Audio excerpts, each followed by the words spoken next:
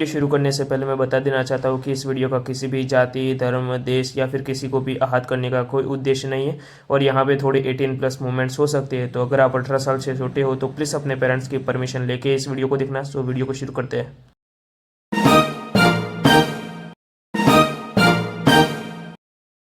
Guys, मैं सबसे पहले माफ़ी मांगना चाहता हूँ अपनी एडिटिंग के लिए। और गाइज़, जितना हो सके उतना इम्प्रूव करने की कोशिश करूँगा आने वाले वीडियो में। सो अभी वीडियो शुरू करते हैं। हम देखते हैं कि जो मित्सु होता है ना, उसको कोई भी फ़र्क नहीं पड़ा होता है, क्योंकि राहुल ने उसको इतनी सारी चीज़ें सिखा दी होती है ना, जो कि इस उम्र में उसको सीखना नहीं चाहिए था। वो सारी चीज़ें भी वो सीख चुका था। कबाव जो होता है ना, वो बेहोश हो चुका होता है। इस वजह से बाकी सारे बच्चे जो होते हैं ना, वो शोर शराबा करने लग जाते हैं। उनमें से कुछ बच्चे जो होते हैं ना, वो टीचर को भी बुला के लेके आते हैं। टीचर्स भी वहाँ पे आते और देख के हैरान हो चुके थे, और कबाव को तुरंत ही हॉस्पिटल पहुँचाया जाता है, यानी स्कूल का जो हॉस्पिटल होता है ना, जहाँ पे ट्रीटमेंट होती है, वहाँ पे पहुँचाया जाता है। फिर टीचर पूछने लगते हैं कि असल में किया तो किया किसने। और सारे बच्चे कुछ भी नहीं बोल रहे होते, क्योंकि उन्होंने जो नज़ारा देखा था ना, उनको लग रहा था कि मिस्सू उनको भी मारेगा अगर उन्होंने कुछ भी सच बताया तो। वो साबू से पूछते हैं, क्योंकि साबू उसका बहुत ज़्यादा अच्छा दोस्त है ना, कबाव का, इस वजह से। लेकिन साबू भी कुछ नहीं बोलता है इस बार, क्योंकि वो बहुत ज़्यादा डर चुका था। और लड़कियों को भी पूछने की कोशिश की जाती है, लेकिन थी तो वो बच्चियाँ, इस वजह से वो लोग भी कुछ भी नहीं बोलते। और ऊपर जो पाको थी ना, वो सब कुछ देख रही थी, और वो नीचे आती है और कहती है कि ये सब कुछ मिस्सू ने किया है। और मिस्सू को बहुत ज़्यादा गुस्सा आता है पाको पे। फिर टीचर कहते हैं, पाको क्या तुम सच कह रहे हो? क्या मिस्सू ने ये सब कुछ किया है? मिस्सू जो होता है ना, वो बहुत ज़्यादा घबरा चुका था। पाको कहती है कि हाँ, ये बात पक्की है, मैंने अपनी आंखों से देखा है कि मिस्सू ने ये सब कुछ किया है। मिस्सू जो होता है ना, उसके हाथ भीज जाते हैं और कहता है कि ये पाको की बच्ची पता नहीं क्यों मुझे मरवाने पे तुली हुई है। मुझे नहीं पता था कि वो गुस्सा इतना ज़्यादा जोर से लग जाएगा। मुझे अपनी ताकत का अंदाज़ा भी नहीं था। उस दुनिया से इस दुनिया में आने पे मुझे लगता है कि मेरी ताकत 10 गुना ज़्यादा हो चुकी है प्याले के मुकाबले। और जो मित्सु होता है ना, वो बहुत ज़्यादा पसीने पसीने हो चुका था। बाकी सारे बच्चे भी अब पाको को देख के हिम्मत करते हैं और कहते हैं कि हाँ, मित्सु ने ये सब कुछ किया है। और बाकी लोग भी बोलने लगते हैं। इस वजह से मित्सु थोड़ा और घबरा जाता है। टीचर जो होते हैं ना, वो कहते हैं कि मित्सु जल्दी से यहाँ पे आओ। और मित्सु उनके पास जाते हैं और कहता है कि कल तुम अपने पेरेंट्स को लेके आना, वरना स्कूल मत आना। और मित्सु बहुत ज़्यादा घबरा चुका था और कहता है कि पता नहीं क्या हो रहा है। और वो पसीने पसीने हो चुका था और कहता है कि ठीक है टीचर। और जो मिस्सू होता है ना, वो घर वापस चला जाता है। पाको जो होती है ना, वो उसके पीछे पीछे आती है। और मिस्सू कहता है कि अब क्या हुआ, क्यों आ रही हो मेरे पीछे? उसको बहुत ज़्यादा गुस्सा आता है। पाको कहता है कि इतना गुस्सा तुम क्यों कर रहे हो, और तुम मुझे ये बताओ कल तुम कहाँ चले गए थे, और आज तुम ये सब कुछ क्या कह रहे हो, क्या कर रहे हो? तुम्हारा बिहेवियर इतना ज़्यादा चेंज क्यों हो चुका है? मत बोलो तुम परमैन हो। तुम्हें परमैन क्यों बनाया गया था बड़मैन ने? मिस्सू को सब कुछ याद आता है और कहता है कि हाँ, मैं बहुत ज़्यादा अच्छा था, इस वजह से मुझे बड़मैन ने परमैन बनाया, क्योंकि मेरे दिल बहुत ज़्यादा साफ था। मैं किसी के प्रत्ये इतना ज़्यादा नफरत नहीं करता था कि उसके साथ ये सारी चीज़ें करूँ। उसको बहुत ज़्यादा गिल्ट फील होता है और वो कहता है क्या मुझे कबाव से माफ़ी मांग लेनी चाहिए? जो पाको होती है ना, वो कहती है कि अभी के टाइम पे तुम कबाव को छोड़ दो, क्योंकि उसके अंदर तुम्हारे लिए डर बैठ चुका होगा। जब तक वो शांत हो जाएगा ना, उसके बाद तुम जाके माफ़ी मांग सकते हो। और अभी के टाइम पे तुम चलो, बड़मैन तुम्हें ढूंढ रहे हैं। बड़मैन का नाम सुनते ही परमैन बहुत ज़्यादा ही घबरा जाता है। वो कहता है कि बड़मैन। फिर जो पाको होती है ना, वो कहती है कि हाँ बड़मैन, और चलो। और जो मिस्सू होता है ना, वो उसको अपने घर ले जाती है, और वहाँ पे मिस्सू अपने कपड़े वपड़े बदल के परमैन का बैच पहन के सीधा निकल जाता है, परमैन का कॉस्ट्यूम पहन के। बड़मैन के पास पहुँचने के बाद उसके फिर से पसीने छूटने लग जाते हैं, और वो कहता है कि बड़मैन आप यहाँ पे? बड़मैन कहता है कि हाँ, मैं तो यहीं पे ही हूँ, लेकिन तुम मुझे ये बताओ कि तुम गए तो गए कहाँ पे थे, और कब से मुझे नहीं दिख रहे थे? जो परमैन होता है ना, वो कहता है कि कुछ नहीं बड़मैन, मैं तो अपने घर पे ही था। बड़मैन कहता है कि झूठ मत बोलो, मैं अभी के टाइम पे बहुत ज़्यादा सीरियस हूँ। मुझे बिल्कुल भी झूठ पसंद नहीं है अभी के टाइम पे। परमैन फिर कुछ भी नहीं बोलता है, वो चुप रहता है। बड़मैन कहता है कि बताओ मिस्सू। और बड़मैन को इतने गुस्से में देख के खुद पाको, पायान और जो मंकी होता है ना, वो भी हैरान हो चुके थे। और गाइज, मुझे मंकी का नाम नहीं पता है, कमेंट में ज़रूर बताना गाइज, क्योंकि मैं भूल चुका हूँ इस वजह से। और जो परमैन होता है ना, वो कहता है कि असल में बड़मैन हुआ ये था कि जब मैं रात को सोया था ना, तब मुझे एक लाइट दिखी थी और बहुत ज़्यादा तेज आवाज़ आई थी। जब मैं उस लाइट के पास पहुंचा था ना, तब वो धमाका जंगल के अंदर हुआ था, और जैसे ही मैंने जंगल में जाके देखा ना, तब आसपास के सारे पेड़ तबाह हो चुके थे। और साथ ही साथ मैं वहाँ पे जब गया ना, तो वहाँ पे एक बहुत ज़्यादा रोशनी हो चुकी थी, और तब मैं अचानक गायब हो चुका था। और जब मेरी आंखें दोबारा खुली ना, तब मैं अपने कमरे में था। लेकिन इस बार थोड़ा अजीब था, मैं अपने आप को थोड़ा ज़्यादा स्मार्ट और ज़्यादा इंटेलिजेंट महसूस कर पा रहा था, और मैं अपनी बॉडी को बहुत ज़्यादा हल्की महसूस कर पा रहा था, जैसे कि मैं बहुत ज़्यादा ताकतवर हो चुका हूँ पहले से। बर्डमैन जो होते हैं ना वो हैरान हो चुके थे इस चीज़ को जानने के बाद, और वो कहते हैं कि क्या सच में तुम सच कह रहे हो? फिर परमैन कहता है कि हाँ मैं सच कह रहा हूँ। बर्डमैन जो होते हैं ना वो कहते हैं कि ठीक है, तुम मेरे पे पंच मारने की कोशिश करो। परमैन कहता है क्या आप सच बोल रहे हो? आपको कुछ होगा तो नहीं ना? बर्डमैन कहता है कि तुम मेरी चिंता मत करो, क्योंकि मैं भी जानना चाहता हूँ कि आखिरकार वो चीज़ थी तो थी क्या, क्योंकि तुम पृथ्वी से ही पूरी तरह से गायब हो चुके थे। जैसे ही मैंने तुम्हें मॉनिटर करने की कोशिश की ना, तब तुम पूरी की पूरी पृथ्वी पे कहीं पर भी नहीं नजर आ रहे थे।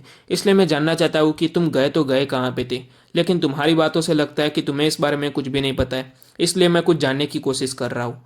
जो परमैन होता है ना वो कहता है कि ठीक है, और वो बर्डमैन को सच में बहुत ज़्यादा खींच के घुसा मारता है।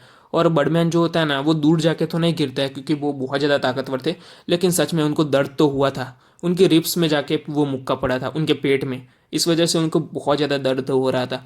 और वो कहता है कि कमीने परमैन। फिर परमैन कहता है कि आप ही ने कहा था मुझे मुक्का मारने के लिए। बर्डमैन जो होता है ना वो कहता है कि ठीक है, तुम ताकतवर तो हो चुके हो, लेकिन मैं ये जान के हैरान हूँ कि तुम पहले के मुकाबले 10 गुना ज़्यादा ताकतवर लग रहे हो। जो पाको पायान होते हैं ना वो भी हैरान हो चुके थे कि 10 गुना ज़्यादा ताकतवर। यानी अब अगर मिस्सू अपने परमैन वाले सूट में आ जाता है ना, तो उसकी ताकत 6,667 गुना नहीं, बल्कि 66,660 इतनी ज़्यादा ताकत हो जाएगी। यानी परमैन के सूट में भी उसकी ताकत 10 गुना हो जाएगी। परमैन ने यहाँ पे हरा हर झूठ बोला था, क्योंकि उसको लग रहा था कि अगर उसने उस गोले वाली चीज़ पर बर्डमैन को बता दी तो कहीं वो गोला छीन ना ले बर्डमैन। इस वजह से वो बहुत ज़्यादा डरा हुआ था, क्योंकि वैसे भी वो बहुत ज़्यादा पढ़ाई में वीक था। इस वजह से वो बहुत ज़्यादा ताकतवर अगर बन सकता है ना, तो परमैन की सूट की ज़रूरत ही नहीं पड़ेगी उसको। इस वजह से वो बहुत ज़्यादा खुश था। और जो परमैन होता है ना उसकी खुशी को बर्डमैन देख लेते और कहते हैं कि मैं देख रहा हूँ कि आजकल तुम बहुत ज़्यादा खुश हो। और जो पाको होती है ना वो सब कुछ बता देती है कि स्कूल में आज क्या क्या हुआ था।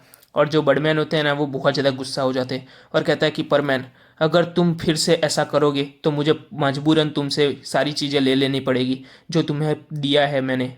परमैन जो होता है ना वो कहता है कि बर्डमैन प्लीज़ मुझे माफ़ कर दीजिए, अगली बार से ऐसा नहीं होगा। और रही बात मैंने कबाऊ को मारा था ना, तो उससे मैं माफ़ी ज़रूर मांग लूँगा। और परमैन जो होता है ना वो मनी मन सोचे जा रहा था, उस कमीने राहुल ने मुझे पता नहीं क्या क्या सिखाया है जिसकी वजह से मुझे इतनी ज़्यादा डांट खानी पड़ रही है और ये सारी चीज़ें हो चुकी है। और अभी तो मुझे कल पेरेंट्स को भी लेके जाना पड़ेगा। इस वजह से वो जो होता है ना परमैन, वो अपनी ड्यूटी को जल्दी ख़त्म करके घर वापस आ जाता है। और अभी देखता है कि गोले के अंदर अभी भी 24 घंटे बचे हुए हैं। इस वजह से वो और भी ज़्यादा घबरा जाता है कि अब क्या होगा, 24 घंटे तो अभी भी बचे हुए हैं, यानी कल अपने डैड की और मॉम की डांट खाना तो पक्का ही है। इस वजह से वो पढ़ाई करने के लिए बैठ जाता है। मिस्सो की जो बहन होती है ना वो मिस्सो के लिए कुछ खाना लेके आती है उसके कमरे में, और वो देख के हैरान हो चुकी थी कि मिस्सो जो होता है ना वो पढ़ाई कर रहा है। इस वजह से जो खाना होता है ना वो वहीं पे रख लेती है और कहती है कि मिस्सो खाना खा लेना। और वो चिल्लाते चिल्लाते नीचे चली जाती है कि मिस्सो को कुछ हो गया है, मॉम डैड मिस्सो को कुछ हो गया है।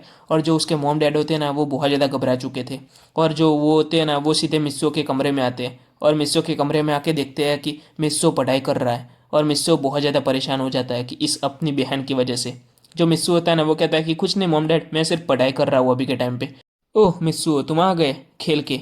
और कहता है कि तुमने आज क्या क्या किया है ना स्कूल में, उसका हमें पता चल चुका है, तुम्हारे टीचर का फ़ोन आया था। जो मिस्सू होता है ना वो कहता है कि टीचर को फ़ोन करने की क्या ज़रूरत थी, क्या मैं नहीं लेके आया था अपने मॉम डैड को। फिर मिस्सू कहता है कि शायद से ना भी ला पाता, और कहता है कि वो मॉम, और जो उसकी मॉम होती है ना वो कहती है कि तुमने जो किया है ना वो बहुत ही ज़्यादा बुरा है, तुम अपने दोस्तों के साथ ये सारी चीज़ें करते हो। फिर मिस्सो कहता है कि मॉम सबसे पहले उसने मुझे मारने की कोशिश की थी। मिस्सो की मॉम कहते हैं कि मुझे कुछ नहीं जानना है, और वो वहाँ से चली जाती है। और जो उसके डैड होते हैं ना वो कहते हैं कि हम तुम्हारे स्कूल में कल आने वाले हैं, इसलिए ज़रा संभाल के बात करना कल। मिस्सो कहता है कि ठीक है। फिर अगले दिन मिस्सू अपने पेरेंट्स के साथ स्कूल में चला जाता है, और स्कूल में टीचर के साथ बात करने के बाद मिस्सू जो होता है ना वो अपने क्लासरूम में चला जाता है और उसके पेरेंट्स वापस चले जाते हैं घर। उसके जो मिस्सू होता है ना वो अपनी क्लास में आता है, और जैसे वो अपनी क्लास में आता है ना सभी बच्चे डरने लग जाते हैं मिस्सू से, क्योंकि मिस्सू ने कारनामा ही ऐसा कर लिया था। इस वजह से जब वो मिस्सू कबाव की सीट के पास जाता है ना तो कबाव बहुत ज़्यादा डर चुका था और कहता है कि मिस्सू मेरे पास आने की कोशिश मत करना। लेकिन जो मिस्सू होता है ना वो उसके सामने सिर झुका लेता है और कहता है कि प्लीज़ मुझे माफ़ कर दो। और जो कबाव होता है ना वो थोड़ा रिलैक्स होता है और कहता है कि ठीक है तुम जा सकते हो यहाँ से। और जो मिस्सू होता है ना वो वहाँ से चला जाता है और वहाँ पे अपने डेस्क पे जाके बैठ जाता है। और वो किसी से भी बात नहीं करता है क्योंकि उसको पता था कि सभी बच्चे अभी के टाइम पे उससे डरे हुए हैं, इस वजह से। फिर टीचर क्लास में आते हैं और कहते हैं कि सभी बच्चे तैयार हो जाओ क्योंकि बहुत जल्दी टेस्ट होने वाला है और एक हफ्ते बाद मैं तुम लोगों का एक बहुत ज़्यादा खतरनाक वाला टेस्ट लेने वाला हूँ। मैं आशा करता हूँ कि उसके अंदर कोई भी बच्चा फेल नहीं होगा। और वो मिस्सो की तरफ देखते हुए वो सारी चीज़ें बोल रहे थे और सभी बच्चे जानते थे कि ये सब कुछ क्यों हो रहा है, क्योंकि मिस्सो हर बार लास्ट में आता है ना, इस वजह से। जो मिस्सो होता है ना, वो धीरे धीरे करके अपनी क्लास को सारी अटेंड कर लेता है। उसके बाद वो घर वापस आ जाता है। घर वापस आने के बाद शांति से बैठता है और कहता है कि यार, पूरी क्लास ख़त्म हो चुकी है और अभी परमैन की ड्यूटी करने के लिए भी जाना है। और परमैन की ड्यूटी के लिए निकल जाता है। परमैन की ड्यूटी ख़त्म होने के बाद वो अपने बैच से बात करता है और कहता है कि बड़मैन बड़मैन, क्या आप सुन रहे हो? बड़मैन जो होता है ना, वो कहता है कि हाँ, बोल सकते हो तुम। फिर परमैन कहता है कि मुझे छुट्टी चाहिए थी। बड़मैन कहता है कि कितने दिनों की? फिर परमैन कहता है कि तकरीबन 4 दिनों की छुट्टी चाहिए थी। बड़मैन पूरे शौक हो जाते हैं और कहते हैं कि इतने दिनों के लिए तुम्हें कहाँ जाना है? फिर परमैन झूठ बोल देता है और कहता है कि मुझे अपने पेरेंट्स के साथ बाहर जाना है। फिर जो बड़मैन होते हैं ना, वो कहता है कि पक्का कह रहे हो तुम? फिर परमैन कहता है कि हाँ, पक्का कह रहा हूँ। और जो मित्सु होता है ना, वो कहता है कि मुझे झूठ नहीं बोलना चाहिए था बड़मैन से, लेकिन मैं क्या ही कर सकता हूँ, उनको सच भी तो नहीं बता सकता। फिर बड़मैन उसको परमिशन दे देते हैं। मित्सु बहुत ज़्यादा खुश था और कहता है कि इस 4 दिनों को मैं संभाल लूँगा, उसके बाद का देखा जाएगा। मित्सु इंतज़ार कर रहा था कि कब उस बॉल का टाइम ख़त्म हो और वो दूसरी दुनिया में जा पाए। और धीरे धीरे करके उस बॉल का टाइम ख़त्म हो जाता है। उसके बाद वो गायब हो जाता है और उस कमरे में पहुंच जाता है जहाँ पे वो पहले था। और उस कमरे में जाने के बाद वो आसपास की चीज़ें देखने लगता है और कहता है कि इस कमरे में कोई आया था क्या? मुझे समझ में नहीं आ रहा है क्योंकि यहाँ की चीज़ें थोड़ी बहुत बिखरी सी लग रही है। और वो तुरंत ही उस जगह पे जाता है जहाँ पे उसने वो मार्शल आर्ट्स की किताबें रखी हुई थी, क्योंकि उसको डर था कि उस जगह को कुछ हो ना जाए। इस वजह से जैसे ही वो उस जगह पे जाता है ना, तो वो देखता है कि वो जगह बिल्कुल सेफ थी और कहती है कि शायद से कोई सफाई करने के लिए आया होगा। और वो मार्शल आर्ट की किताबों को लेता है और उस पेन ड्राइव को भी देखता है और कहता है कि चलो पहली किताब को देखता हूँ, ब्रीथिंग टेक्निक। और उस ब्रीथिंग टेक्निक को ओपन करता है। जैसे ही वो उस ब्रीथिंग टेक्निक को ओपन करता है ना, वहाँ पे एक बूढ़ा इंसान आने लगता है और कहता है कि चलो मैं तुम्हें इस ब्रीथिंग टेक्निक को सिखाता हूँ। इस ब्रीथिंग टेक्निक का नाम है लियोन ब्रीथिंग टेक्निक और ये बहुत ज़्यादा खतरनाक ब्रीथिंग टेक्निक है। आज तक तुमने जितनी भी ब्रीथिंग टेक्निक देखी होगी ना, इनमें से ये सबसे उत्कृष्ट है। ऐसा नहीं है कि इससे ज़्यादा ताकतवर नहीं है, लेकिन अभी के लिए बेसिक लेवल पर ये बहुत ज़्यादा ताकतवर है। और वो सिखाने लगता है कि अपने शरीर के अंदर बहुत सारी नाड़ियाँ होती है, या फिर कहूँ तो मेरिडियन होते हैं। हमारे हाथों के अंदर ही कम से कम 72,000 के करीब नाड़ियाँ होती है, सिर्फ एक हाथ की हथेली के अंदर ही। और पूरे शरीर के अंदर देखा जाए ना, तो करोड़ों नाड़ियाँ होती है। लेकिन उस नाड़ियों के अंदर डायरेक्टली हम एनर्जी को एब्जॉर्ब नहीं कर सकते, क्योंकि हमारी बॉडी इतनी क्लीन नहीं होती है। हमने बहुत ज़्यादा ऐसी वैसी चीज़ें खाई होती है और उसके अलावा भी हम बिल्कुल भी उस चीज़ को फॉलो नहीं करते ना, इस वजह से हमारे अंदर की नाड़ियाँ जो होती है ना, वो ब्लॉक हो चुकी होती है। इस वजह से हमें उसको सबसे पहले ओपन करना होता है। ओपन करने के लिए सबसे पहले तुम्हें अपनी बॉडी पे ध्यान देना होगा। बॉडी पे ध्यान देने के बाद तो हमें अपनी सांसों पे ध्यान देना होगा। जब कोई इंसान अपनी सांसों पे अच्छे से ध्यान दे देता है ना, तब वो बहुत ज़्यादा ताकतवर हो सकता है। क्योंकि अगर उसकी सांसें ठीक हो गई तो समझ लो वो इंसान कुछ भी कर सकता है, क्योंकि सांसों पे ही सारा खेल है और सांसों के अंदर ही सारी चीज़ें छुपी हुई है। और वो अपने शरीर के अंदर कुछ करने लगता है, यानी वो अपने एक्यूपंक्चर को दबा रहा था। और बूढ़ा इंसान जिस तरह से अपने एक्यूपंक्चर को दबा रहा था ना, उस हिसाब से लग रहा था कि वो बहुत ज़्यादा प्रोफेशनल है। मित्सो ये सारी चीज़ें करने की कोशिश नहीं करता है, क्योंकि उसने जो कहा था ना, उस हिसाब से उसको सबसे पहले अपनी बॉडी को ट्रेन करना चाहिए। एक बार बॉडी अच्छी खासी ट्रेन हो जाए ना, उसके बाद उसको ब्रीथिंग टेक्निक पे जाना चाहिए। और लेकिन वो ब्रीथिंग टेक्निक को देखना चाहता था। वो बूढ़ा इंसान एक्यूपंक्चर को दबाने के बाद वो सांसों को लेने की कोशिश करता है और कहता है कि इन सांसों को लेने के लिए तुम्हें प्राणायाम की अवस्था में आना पड़ेगा। और धीरे धीरे करके वो अपनी सांसों को लेने लगता है और कहता है कि अभी के टाइम पे तुम्हें एनर्जी को एब्जॉर्ब करने के बारे में नहीं सोचना चाहिए। अभी के टाइम में सिर्फ तुम्हें सांसों को लेने के बारे में सोचना चाहिए। जब तुम सांसों को लेगे ना, तब तुम्हारे अंदर एनर्जी भी आने लगेगी, फियांग एनर्जी। लेकिन तुम्हें एनर्जी के ऊपर बिल्कुल फोकस नहीं करना है। तुम्हें सिर्फ और सिर्फ पहले के स्टेज पे अपनी सांसों पे फोकस करना है। यही बेसिक टेक्निक का रूल है, बेसिक ब्रीथिंग टेक्निक का रूल है। और वो अपनी सांसों को कंट्रोल करता है और अपने अंदर ही रोक लेता है, फिर धीरे धीरे करके बाहर निकालता है। और ऐसा ही वो 3-4 बार करता है और कहता है कि ऐसा ज़्यादा नहीं करना है, जितनी तुम्हारी क्षमता हो ना, उतना तुम्हें दिन में करना है। जब बेसिक टेक्निक पूरी हो जाए ना, तब इंटरमीडिएट टेक्निक पे हम बढ़ेंगे। मिस्सो फिर उस वाली पेन ड्राइव को टच करता है और ओपन करता है कि उस पेन ड्राइव के अंदर क्या है, जो बॉडी टेक्निक है ना उसके अंदर। और उसके अंदर भी एक जवान लड़के की पिक्चर आने लगती है और वो लड़का बताता है कि ये जो टेक्निक है ना वो बहुत ज़्यादा पावरफुल टेक्निक है बॉडी टेक्निक के रिलेटेड। और इस टेक्निक का नाम है गोल्डन बॉडी टेक्निक। और इसका जो बेसिक फॉर्म है ना वो बहुत ज़्यादा ताकतवर है, क्योंकि बेसिक फॉर्म पे ही सारी चीज़ें टिकी हुई है। अगर इसका बेसिक बहुत ज़्यादा मजबूत होगा ना तो आने वाला सफ़र तुम्हारा बहुत ज़्यादा अच्छा होने वाला है इस टेक्निक को रिलेटेड। और जो टेक्निक को समझाने लगता है कि इस टेक्निक का इस्तेमाल कैसे किया जाए। इस टेक्निक का इस्तेमाल करने से पहले तुम्हें सबसे पहले अपनी बॉडी को क्लीन करना होगा। और अपनी बॉडी को क्लीन करने के लिए तुम्हें सबसे पहले अपनी खाने पीने की चीज़ों को सुधारना होगा। उसके साथ साथ तुम्हें अपने आप पे बहुत ज़्यादा ध्यान देना होगा और अपने आप को डेली ट्रेनिंग देनी होगी। और वो ट्रेनिंग के कुछ मेथड्स बताता है कि इस तरह से तुम्हें डेली ट्रेनिंग करनी होगी। उसके अलावा तुम्हें सबसे पहले ये सारे फूड खाने होंगे और उसको फूड के बारे में भी बताता है कि कौन कौन से फूड खाने होंगे। और उसके अलावा तुम्हें बेसिक बॉडी टेक्निक को इन्हांस करने के लिए सबसे बहुत ज़्यादा इंपॉर्टेंट जो चीज़ है ना, स्मैश लिक्विड, वो तुम्हारी बॉडी के लिए बहुत ज़्यादा अच्छा होगा, क्योंकि वो तुम्हारी बॉडी को क्लीन करने में और तुम्हारी बॉडी को और ज़्यादा इंप्रूव करने में बहुत ज़्यादा मदद करेगा। तुम जब बाथटब में नहाने के लिए जाओ ना, तब वहाँ पे 1 या 2 बूंद वहाँ पे गिरा देना, जितनी तुम्हारी क्षमता हो ना उतनी बूंद गिरा देना। पूरी बॉटल ना उड़े देना, क्योंकि ये बहुत ज़्यादा खतरनाक साबित हो सकता है। उसके बाद तुम्हें उसके अंदर जाके नहाना है और शांति से बैठ जाना है। 1-2 घंटे के बाद तुम्हें बाहर आना है नहा के। और पूरी तरह से तुम्हारी बॉडी जितनी होगी ना उतनी अच्छी दिखने लगेगी और उतनी ज़्यादा मजबूत हो चुकी होगी। उसके बाद दूसरी चीज़ है तुम्हारी बॉडी को इम्प्रूव करना। और अगर तुम्हारी बॉडी को अगर तुम इम्प्रूव करना चाहते हो पूरे बेसिक लेवल पर, जल्दी से जल्दी पहुंचना चाहते हो, अगर तुम अमीर हो तो तुम्हें वो वाला लिक्विड खरीदना चाहिए जिसको तुम पी सकते हो, जिसका नाम है लुमिन लिक्विड। ये जो एलिक्सर है ना वो बहुत ज़्यादा अच्छा एलिक्सर है। अगर तुम उसको अपने खाने में 1 बूंद भी गिरा दो ना तो पूरी दिन के लिए काफ़ी रहेगा। एक बार ही तुम्हें ये चीज़ें करनी है, बार बार ये चीज़ें नहीं करनी है। 2 टाइम नहीं खाना है तुम्हें, सिर्फ 1 टाइम ही खाना है, लेकिन उस 1 टाइम के अंदर तुम्हें ये लिक्विड डाल के खाना है, अगर तुम अमीर हो और ख़रीद सकते हो तो। जिसकी वजह से तुम्हारी ये बेसिक बॉडी टेक्निक है ना वो बहुत ज़्यादा जल्दी इंप्रूव हो जाएगी और तुम बहुत ज़्यादा जल्दी ताकतवर बन सकते हो। जो मित्सु होता है ना वो कहता है कि यार सच में ये जो जोरा ने ये सारी चीज़ें ढूंढी है ना, ये सच में अमीरों के लिए ही है। अगर कोई गरीब भी इसको आसानी से खरीद भी लेता है ना, तब भी वो अपनी बेसिक टेक्निक बॉडी को आगे नहीं बढ़ा सकता है। जल्दी बढ़ा सकता है लेकिन उसको बहुत ज़्यादा टाइम लगेगा, क्योंकि इसके लिए तो बहुत सारी चीज़ों की ज़रूरत पड़ेगी। और वो जोरा को कहता है कि ठीक है जोरा, तुम मुझे ये बताओ कि जो ये स्मैश लिक्विड और ये जो लिमिंग लिक्विड है उसको लेने के लिए मुझे कितने पैसे खर्च करने पड़ेंगे।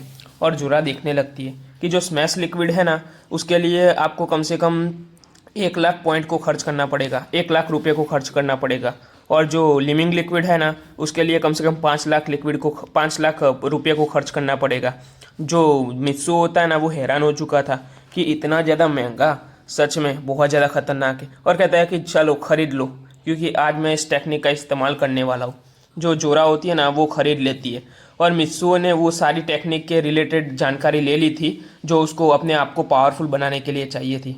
उसके बाद वो सबसे पहले अपने रूटीन को बनाता है कि किस तरह से उसको अपने आप को पावरफुल बनाना है। और मित्सुओ अपने आप को कुछ नोटिस करता है और कहता है कि ये जो मेरी बॉडी है ना, मुझे बिल्कुल ऐसा लग रहा है कि जब मैं पृथ्वी पे था ना बिल्कुल वैसी की वैसी ही बॉडी है, और यहाँ पर भी बिल्कुल वैसी बॉडी है और वहाँ पर भी बिल्कुल वैसी बॉडी थी। क्या मेरा पूरा शरीर यहाँ पे ट्रांसफ़र हुआ है? मुझे लगा था कि मैं इस दुनिया वाले मिस्सुओं की बॉडी के अंदर आ चुका हूँ, लेकिन नहीं, मेरी पूरी की पूरी बॉडी यहाँ पे आ चुकी है, मुझे ऐसा लग रहा है। क्योंकि अभी के टाइम पे मैं महसूस कर सकता हूँ अपने शरीर को, और मेरा शरीर बहुत ज़्यादा मजबूत लग रहा है। क्योंकि जब जब मैं ट्रैवल करता हूँ ना तब तब मेरा शरीर कुछ और ज़्यादा मजबूत हो जाता है। लेकिन मेरा शरीर पता नहीं क्या होता है कि अचानक मैं अपनी आंखें बंद कर लेता हूँ। मुझे समझ में नहीं आता है कि मैं ट्रैवल कैसे कर रहा हूँ इन दोनों दुनियाओं के बीच। और खैर मुझे वो सारी चीज़ें नहीं जाननी है, लेकिन मैं ये सोच के हैरान हूँ कि अगर मैं यहाँ पे हूँ तो इस दुनिया का मिस्सो गायब तो गायब हो कहाँ हो गया।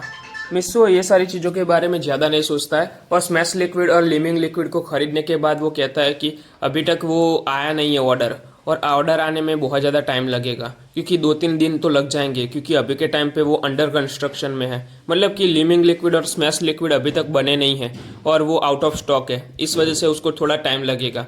फिर जो मित्सु होता है ना वो नीचे जाने लगता है और कहता है कि मॉम डैड, क्या आप लोग तैयार हो गए? और फिर जो उसके मॉम डैड होते हैं ना वो कहता है कि हाँ हम लोग तैयार हो गए। और जल्दी से तुम भी तैयार हो जाओ क्योंकि हमें जाना है वहाँ पे एडमिशन करवाने के लिए। फिर जो मिस्सू होता है ना वो कहता है कि मैं तो पहले से ही तैयार हूँ। और जो उसके मॉम डैड होते हैं ना वो कहते हैं कि तो फिर चलो। और उसकी छोटी बहन जो होती है ना वो कहती है कि क्या मैं आप लोगों के साथ आ सकती हूँ। तो उसकी मॉम मना कर देती है और कहती है कि तुम्हें घर पे रहना चाहिए और अपनी आंटी के साथ रहना चाहिए, जो उसकी मेड थी ना उसको कहता है और उसका ख्याल रखने के लिए कहता है। और वो लोग चले जाते हैं वहाँ से। और वो सबसे पहले जाते हैं अपनी कॉलेज में एडमिशन करवाने के लिए। वो कॉलेज में अच्छे से एडमिशन करवा लेते हैं। उसके बाद वो लोग ब्लैक ट्रेनिंग हॉल के अंदर जाते हैं जहाँ पे वो अपना अच्छे से ट्रेनिंग हॉल के लिए एडमिशन करवा सके। ब्लैक ट्रेनिंग हॉल का जो लीडर था ना वो मिस्सो के डैड का बहुत ही अच्छा दोस्त था। इस वजह से वो मिस्सो के डैड को अच्छे से जानता था क्योंकि उन दोनों ने बहुत ज़्यादा अच्छे से बहुत सारा सफ़र तय किया था। क्योंकि मिस्सो का डैड बहुत ज़्यादा ऊंची पोजीशन में था, इस वजह से मिस्सो के डैड ने उसकी बहुत ज़्यादा मदद की थी। ब्लैक ट्रेनिंग हॉल का लीडर जैसे ही मिस्सो के डैड को देखता है ना वो सीधा जाके उसको गले लगा लेता है और कहता है कि कैसे है दोस्त, कितने टाइम बाद तुम यहाँ पे आए हो, क्या तुम मुझे भूल गए थे क्या। मिस्सो का डैड कहता है कि यार नहीं, मुझे लगता है कि तुम मुझे भूल गए हो। फिर ब्लैक ट्रेनिंग हॉल का लीडर कहता है कि तुम मुझे बताओ कि आखिरकार तुम इतने दिनों के बाद यहाँ पे आए हो, कुछ ना कुछ काम से तो आए हुए होंगे। मिस्सो का डैड कहता है कि हाँ, असल में ये मेरे दो बेटे हैं, मुझे इनका एडमिशन करवाना है तुम्हारे ब्लैक ट्रेनिंग हॉल के अंदर। ब्लैक रनिंग हॉल का लीडर मिस्सो और उसके भाई को देखता है और कहता है कि हो जाएगा, तुम्हारे बच्चे यानी मेरे बच्चे। और कहता है कि तुम्हारा एडमिशन बहुत ज़्यादा आसानी से हो जाएगा।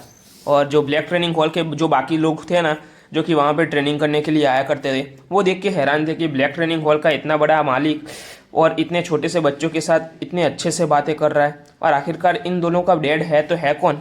बस वीडियो यहीं तक थी। आशा करता हूँ कि आपको ये वीडियो पसंद आई होगी। जानता हूँ थोड़ी बोरिंग है ये वीडियो, लेकिन आने वाली वीडियो बहुत ज़्यादा इंटरेस्टिंग होने वाली है क्योंकि उसके अंदर मैं अच्छी एडिटिंग भी करने वाला हूँ। एडिटिंग तो इतनी अच्छी होगी या नहीं होगी पता नहीं, लेकिन देख लेना आप लोग। Thanks for watching.